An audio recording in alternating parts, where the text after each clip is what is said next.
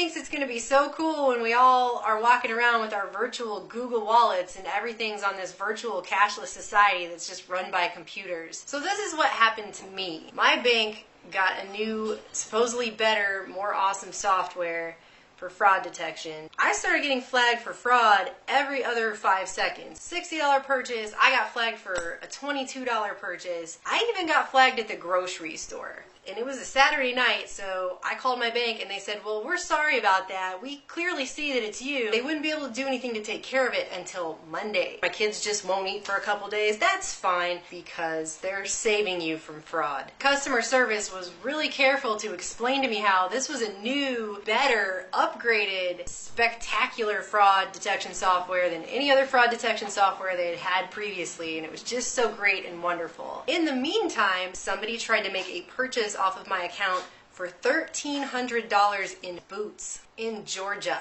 at a place that only sells boots. I called the store. They don't sell other stuff. They just sell boots. So I'm flagged because I went 2 miles from my house, which they have my home address at my bank, and I bought eggs and milk. That's fraud. But somebody in Georgia, a state I've never been to, can walk into a place and buy $1,300 worth of boots. And the fraud detection system was like, la-di-da, that sounds good to me. And then I call the bank and ask why. I'm just trying to buy some eggs and milk. I get flagged at the grocery store. But somebody who I've never met can go to a state I've never been to and buy $1,300 worth of boots, and their fancy schmancy new fraud detection system doesn't even blink. And I said, well, why can't you just stop the payment? It's going to take several days anyway. Hit a button, make it stop. Well, it's in the system now. It's all automated. Sorry, we can't help you. They knew crime was happening. They knew something was being stolen. You're just going to have to wait till it goes through, and then we'll give you your money back after they send the money to them. And by the way, where does all this double payment come from? Of course, I guess we live in a country where they can just print as much money as they want to whenever they feel like it, and it doesn't really mean anything at all. So this is what it's like when computers are going to be running everything. It's going to be really, really awesome. We're going to all be dependent on a computer for everything. Gee.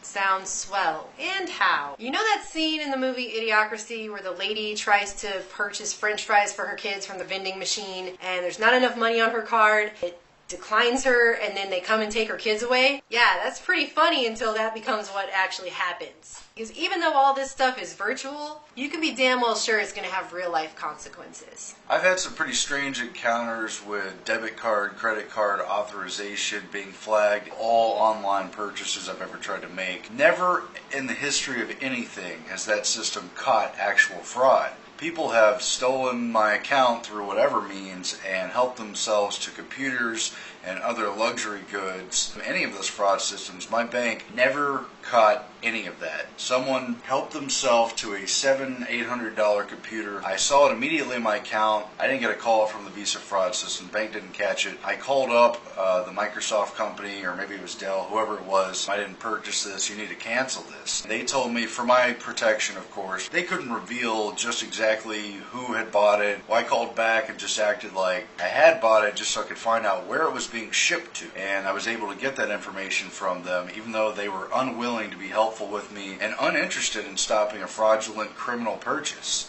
I tried to have the criminal stolen goods delivery stopped. That company was uninterested in helping me stop that. They said there's nothing that could be done. It was already an automated system, too bad. I called up my bank. They were unable to stop the payment because it was all automatic and electronic. I then called the police department because I had the address in California where the stolen computer was being shipped. That police department was unable to help me until my police department here in Texas issued them a letter and asked them to investigate pretty much the case I had already figured out and solved. I was not helped and instead received a letter that said they're very busy. Basically, they were not even going to pretend to try to solve the crime. No one in that system would help me. Who I said I was, who I could prove that I was, didn't matter. The system's wide open for criminality. All this authentication won't be just to guarantee that you're the one making your purchases. It's also going to be to hypercharge people and get them on a reservation-like scams. It's like the new Xbox they have that has a camera built into it and can motion sensor when other people come into the room. So if you stream a movie and say you got some friend that comes over and wants to watch it with you, they can suddenly double charge you based on how many people are physically in the room. It's insane. There was a whole 2 months where I basically couldn't even use my bank account at all. Think of how dependent a lot of us are on our plastic to make payments for basically anything. It's not just a little inconvenience. This is a difference between you being able to feed yourself and feed your family and have lights on in your house, or be sitting in the dark starving. Because when they turn off your ones and zeros, there's just not anything you can do about it. That's the bottom line. And this is what they want to do to everybody. Think about what happens when it's not even a person anymore because they've just automated everything. It's so great, right? You don't have to carry that heavy wallet, which weighs all of like a few ounces. Of course, I guess when all of our brains are put into robot avatars like Ray Kurzweil once over there at Google, we won't care anyway, right? You see in the movie In Time with Justin Timberlake where everybody's earning payments through a system where they get time to live as their credit for payment in public, and it's on their arm in a digital code. Regina Dugan, who works at Motorola, which is owned by Google, she used to work at DARPA, and she's sitting up on stage with a barcode on her arm talking about how cool it's going to be when we're all reduced to the information in these Mark of the Beast tattoos we're all supposed to get so we can be a part of this slave grid. Don't worry, she also made a pill you can swallow that will authenticate your body like a password. Sounds real fun, right? I want to live in an electronic concentration camp. I failed to see anything really cool about getting a tattoo on my arm that's going to put me into a system that's going to totally screw me over in an evil, horrible way that I'm sure Satan laughs at every night before he goes to sleep. That was conceived by Satan and his minions in the 5th level of hell. So just remember that next time somebody tells you how awesome and cool it's going to be when everything's digital, because I really trust this system. If Google even lets me put this video up, am I right?